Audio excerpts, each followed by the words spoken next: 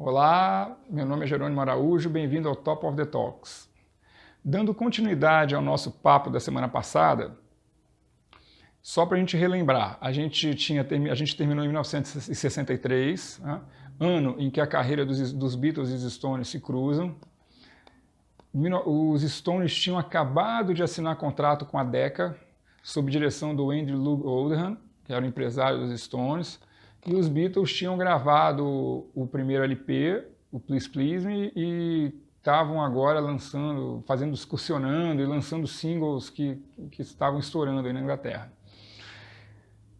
A partir desse ponto, o desenvolvimento da carreira dos Stones ele segue um ritmo e um rumo diferente dos Beatles. E nem podia ser diferente, né? Os Beatles tinham uma história pregressa ali que os Stones não tinham. Os Stones eram uma banda que tinham acabado de ser formada.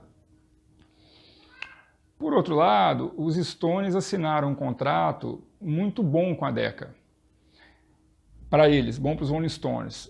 E por quê? Porque a Decca, ela tinha, para a gente relembrar, ela tinha perdido os Beatles em 1962. Né? A Decca foi aquela empresa, aquele selo que recusou os Beatles.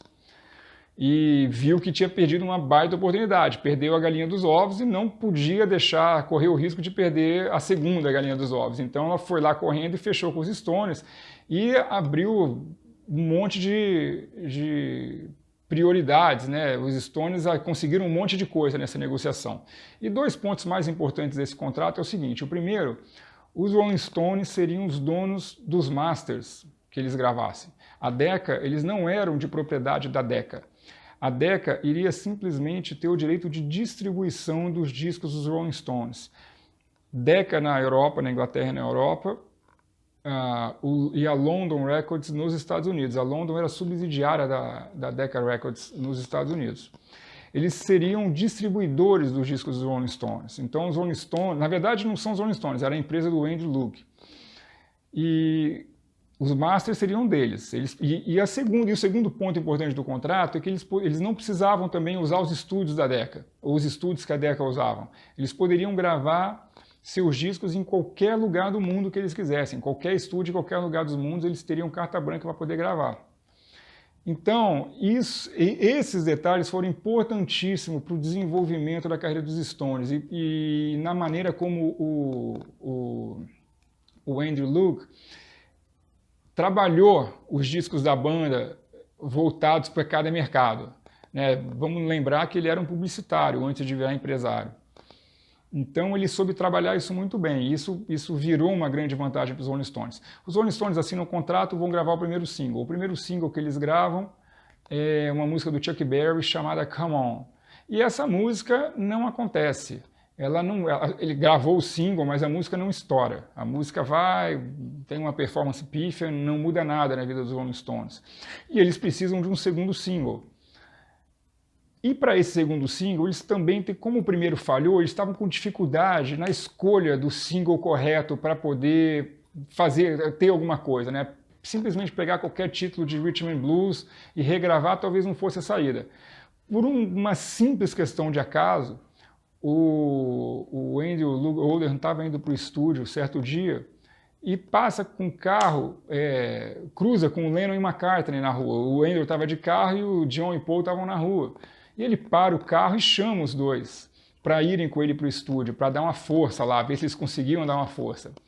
E os Beatles, o John e Paul chegam lá e entendem ali o que está acontecendo, trocam uma ideia com os Stones, vão para um quartinho anexo, voltam cerca de meia hora depois com a música pronta e dão essa música para os Rolling Stones. A música é I Wanna Be Your Man.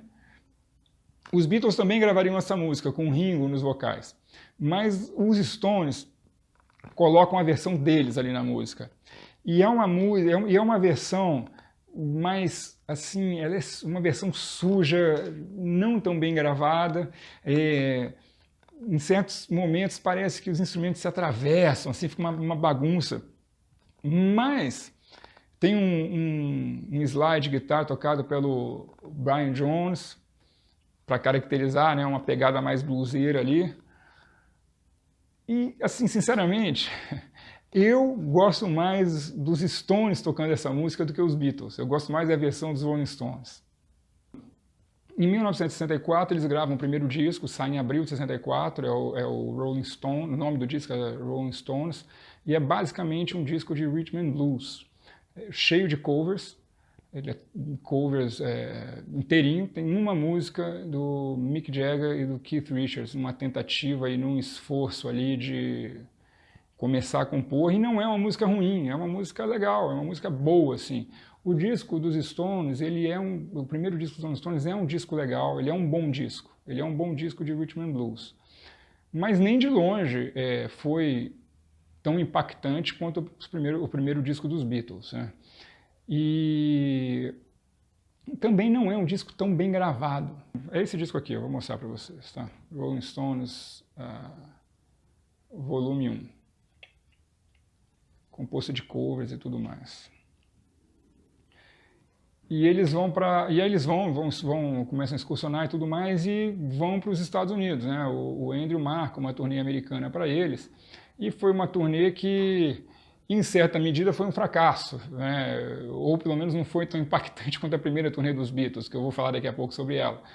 Mas eles foram naquela onda de excursão que vários grupos ingleses estavam indo para a América depois que os Beatles haviam chegado lá, e que ficou conhecida como a invasão britânica. E nessa primeira turnê, na verdade, eles eram um grupo de apoio, eles excursionaram junto com a atração principal, que foi o James Brown. E da Inglaterra tinham eles e tinham os Hollies. E um ponto legal dessa turnê é que o Andrew Loog, ele marca 2 dias de gravação para essa banda em Chicago, terra dos bluseiros, terra dos ídolos dos Rolling Stones. E nesses 2 dias eles trabalham em outras músicas que eles vinham tocando, músicas covers e tal.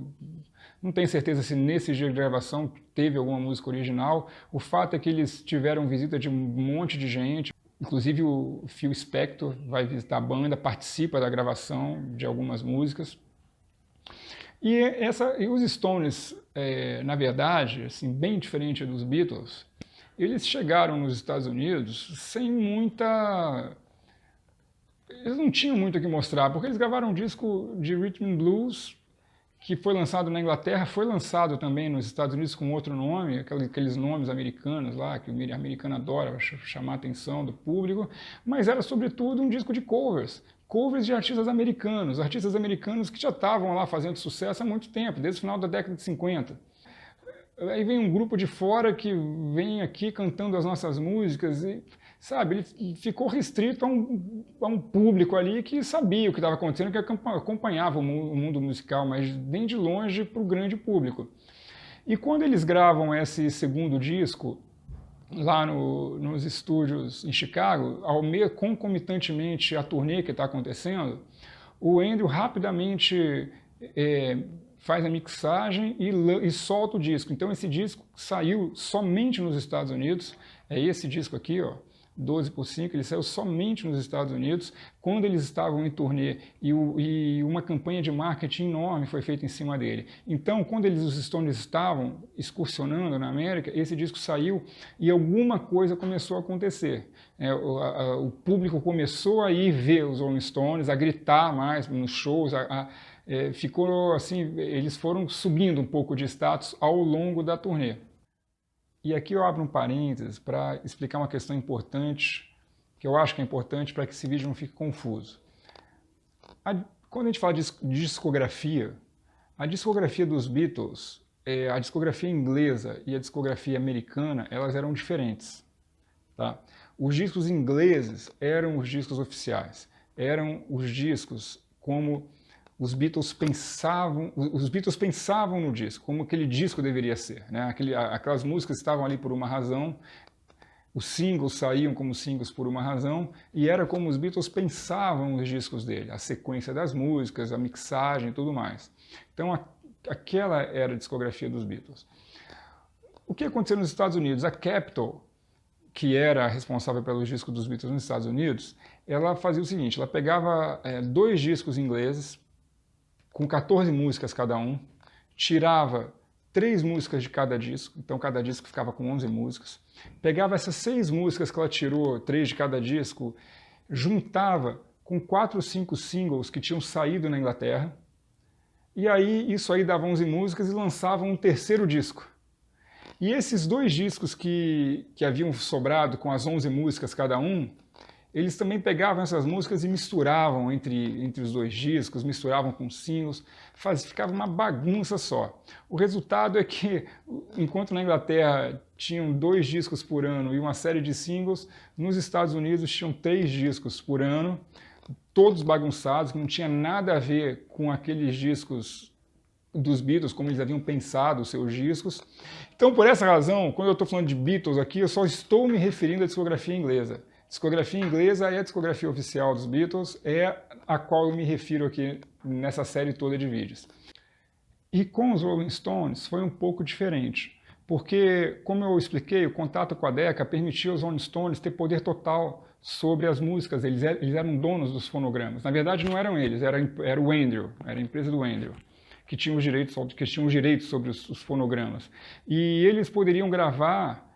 E os discos que eles lançavam nos Estados Unidos, eles decidiam que iam lançar aqueles discos nos Estados Unidos, diferente da Inglaterra. Não era uma companhia, não era Capitol, era eles. Então esse disco aqui, por exemplo, ele saiu com os Stones quiseram botar isso aqui no mercado do jeito que ele está aqui.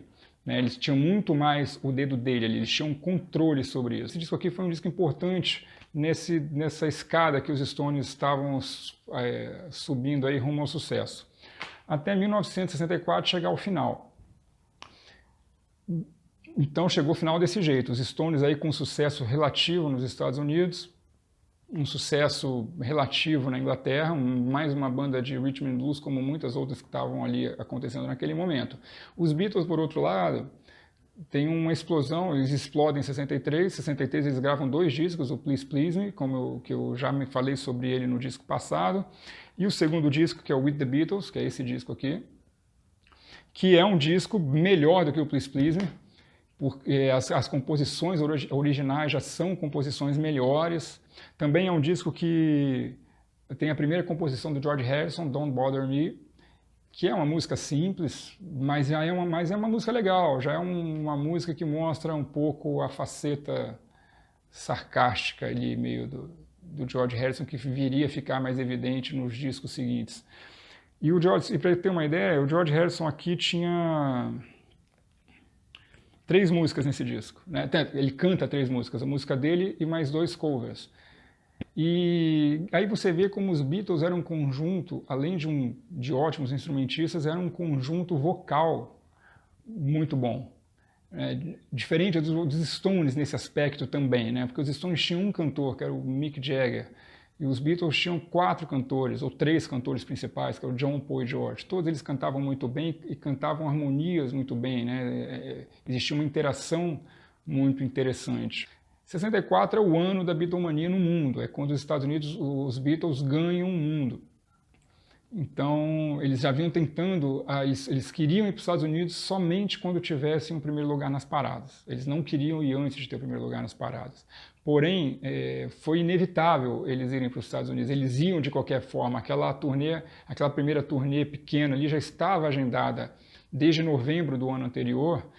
Então eles iam para os Estados Unidos. Acontece que no final do ano, a Wanna Hold Your Hand chegou ao primeiro lugar das paradas americanas. Então os Beatles conseguiram o que eles queriam. Eles chegaram nos Estados Unidos tendo uma música em primeiro lugar nas paradas americanas. Isso fez toda a diferença na carreira deles daí por diante. Em 64, eles lançam 2 discos também, o A Hard Day's Night, que é uma porrada do começo ao fim, todo feito com músicas próprias. E no final do ano, só um adentro, no verão de 64 eles fazem a segunda turnê americana e tocam já nessa turnê, em vários dos shows foram feitos em estádios. A gente tem aquela ideia que foi propagada e ficou como verdade, de que o primeiro grande show em estádio aconteceu em 1965 no Shea Stadium. Na verdade, o Shea Stadium foi o primeiro grande show que foi filmado e foi gravado. E por isso ficou tão famoso e tão conhecido. Mas os Beatles já tocaram em estádio, já estavam tocando em estádio nos Estados Unidos desde 1964. Tá? E tem esse livro aqui, que é um livro maravilhoso, que documenta toda a primeira turnê americana. são 2 volumes, o segundo volume cobre as outras turnês americanas e o primeiro só a turnê de 64. E aqui tem várias fotos de vários shows já em estádio, né? Em várias cidades. Aqui tem uma, não sei se dá para ver aqui em cima. Então isso já estava acontecendo com os Beatles. E eles deviam ser shows horríveis, né, cá entre nós, porque, putz, não tinha tecnologia, não tinha retorno, não tinha equipamento de som, não tinha telão, não tinha nada, não devia dar para ver nada, para escutar nada. Mas, enfim. E aí os Beatles seguem em 64, um turnê no Oriente, na Austrália, na Hong Kong, Nova Zelândia e tudo mais, voltam para a Inglaterra e fazem o seu quarto LP, chamado Beatles for Sale. Muitos dos Beatlemaníacos acham que esse disco é um passo atrás aí, em comparação com a Hard Day's Night. Eu não tenho essa opinião. Eu acho que é um disco que eles precisavam fazer ali para cumprir contrato, mas é um disco muito bom. As composições próprias aqui, eu acho que já tem uma evolução em relação ao que vinha sendo feito antes. As músicas já são um pouco mais introspectiva, já tem uma influência ali de Bob Dylan, principalmente em cima do John Lennon, né? Isso fica claro em músicas como I'm a Loser, No Reply, no estilo de composição dessas músicas. Eu acho que o Dylan ali, já existia um intercâmbio entre os dois, né? O Dylan também estava sendo influenciado pelos Beatles a essa altura. Então, foi um intercâmbio bom. Eu acho que entre 64 e 65, a maior influência que os Beatles, talvez assim, do que estava acontecendo no mundo ali, cujo trabalho, de certa forma, influenciou os Beatles, foi o Bob Dylan. E vice-versa. E para esse vídeo não ficar longo demais, eu dividi essa segunda parte em duas, parte A e parte B.